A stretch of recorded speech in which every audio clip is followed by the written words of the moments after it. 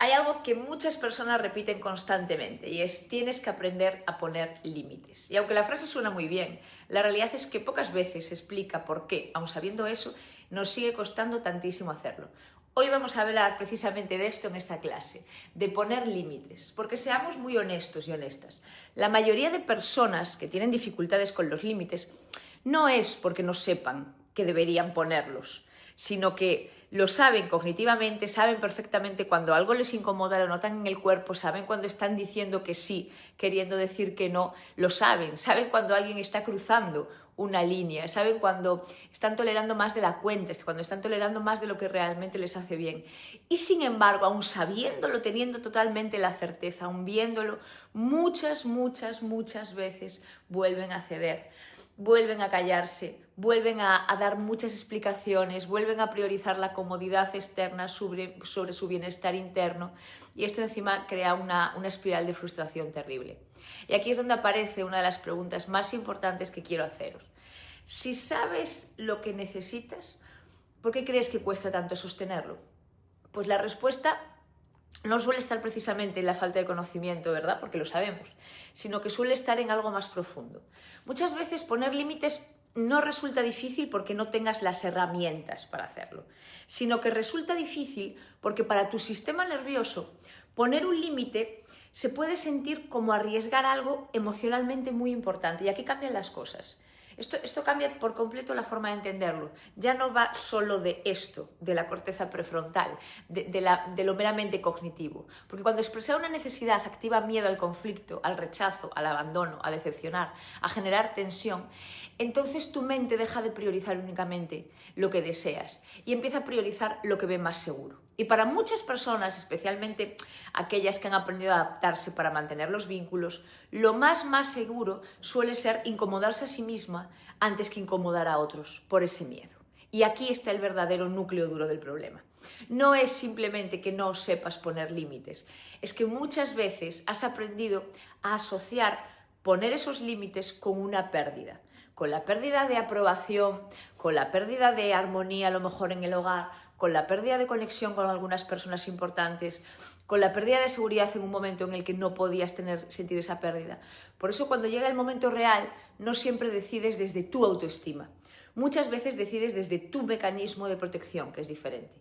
Y esto suele ocurrir tan rápido que ni siquiera te das cuenta. Y no es tan fácil. Si no te das cuenta no puedes cambiarlo. Solo notas que vuelves a decir que sí otra vez, que vuelves a adaptarte de nuevo, que vuelves a justificar, que vuelves a posponerte, y aquí es donde aparece la temida frustración, porque lo entiendes pero no puedes pararlo. Lo importante aquí es entender que tu reacción no tiene nada que ver con debilidad.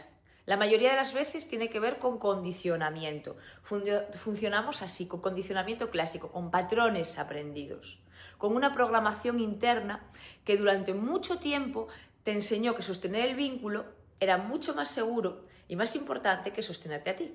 Y si no observas esto con profundidad, puedes caer en un error bastante común, y es pensar que necesitas simplemente ser más fuerte. Y esto genera aún más frustración, porque no. La verdadera transformación no viene solo de hacerte fuerte, porque ¿qué es hacerte fuerte, verdad? Viene de aprender a regularte, porque poner límites no consiste únicamente en empezar a decir cosas incómodas. Consiste en sostener esa incomodidad interna que va a aparecer cuando empiezas a dejar de actuar como siempre actuabas. Consiste en sostenerla, en explorarla, en ponerla al lado, porque ese matiz lo cambia todo. Porque entonces el objetivo ya no es eliminar el miedo, la culpa o la tensión antes de actuar. El objetivo es aprender a no obedecer automáticamente esas emociones que ya van en piloto automático. Y esto es lo más importante, porque hay mucha gente que cree que un día pondrá límites cuando tengan confianza y se sientan seguras, pero es que es al revés. Primero hay que ponerlos y después vendrá la seguridad. La seguridad va a venir después. No puedes cambiar algo sin probarlo. Después de practicar, después de sostener, después de comprobar que decepcionar a alguien no significa perderte, y que si pierdes a esa persona es que esa persona no estaba ahí porque tenía que estar ahí, sino que igual se estaba aprovechando de ciertas cosas. Y esto es importante, porque después de experimentar que priorizarte no destruye necesariamente tus relaciones, pero sí transforma cuáles son sanas y cuáles no, cambian muchas cosas y sobre todo cambia tu autoestima. Por eso una de las claves más profundas en este proceso es aprender a ralentizar. Porque hay muchas personas que reaccionan demasiado rápido. Alguien pide algo, alguien invade espacio, alguien genera una presión y automáticamente aparece la respuesta que ya tenemos ahí, que ya está aprendida, y es vale, sí, o no pasa nada, o como quieras, o a empezar a justificar un montón de cosas. No porque eso sea lo que realmente desean, sino porque responder rápido muchas veces reduce la incomodidad inmediata. Analízalo, piénsalo en algunas situaciones cotidianas. Pero es que reducir la incomodidad inmediata no siempre es proteger tu bienestar, sino que muchas veces significa seguir perpetuando ese autoabandono, seguir perpetuando esa traición hacia ti mismo. Por eso crear una pausa cambia tanto las cosas, porque cuando empiezas a darte espacio para responder, aunque sea unos minutos, unas horas, o simplemente una respiración más consciente, estás introduciendo algo nuevo, pero algo nuevo fundamental. Estás introduciendo elección y ahí empiezas a salir del automático. Frases muy simples como, bueno, déjame pensarlo, o te digo luego, o ahora mismo lo siento, no te puedo responder, pueden parecer pequeñas, pero psicológicamente representan muchísimo, porque interrumpen años de patrones, años de condicionamiento, y desde ahí puedes empezar a observar algo muy importante, y ¿estoy eligiendo esto porque realmente quiero o porque quiero evitar sentir algo incómodo?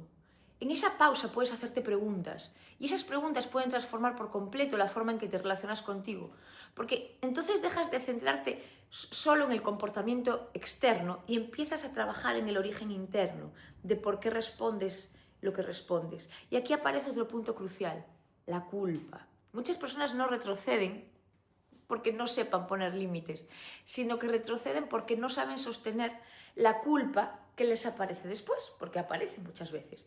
Y esto es importantísimo, importantísimo entenderlo.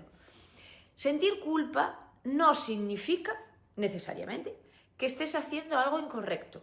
Muchas veces significa simplemente que estás actuando fuera de tus patrones antiguos, fuera de tu zona de confort.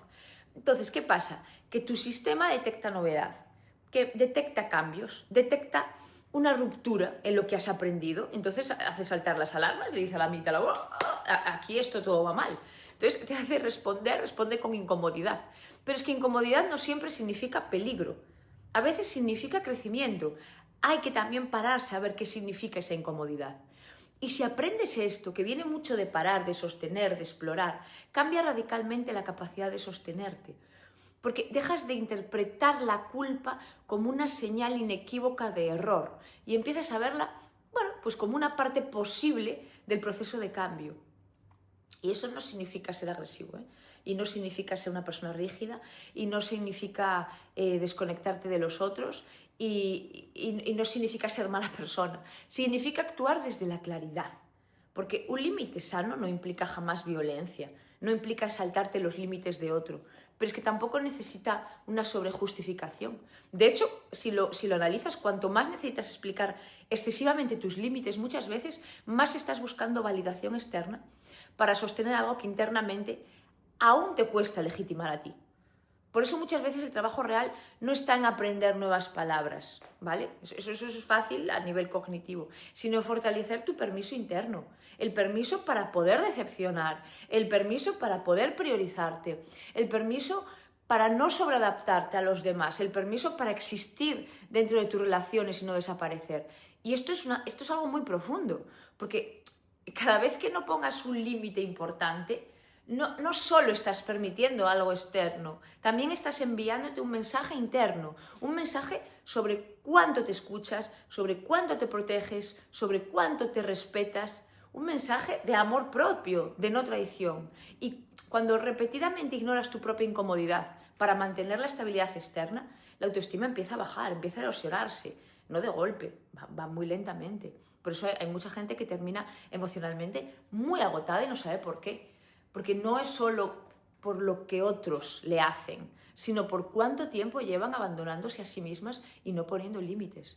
Así que no, poner límites no es solo aprender a decir que no podemos ser tan reduccionistas, es aprender a dejar de decirte no a ti para que otros estén cómodos, que es diferente. es aprender a sostenerte, a sostener las emociones incómodas, es aprender a regular esa incomodidad sin traicionarte, es aprender que proteger tu paz no siempre va a evitar la tensión externa, ojo, pero sí va a evitar una fractura interna que es mucho más profunda.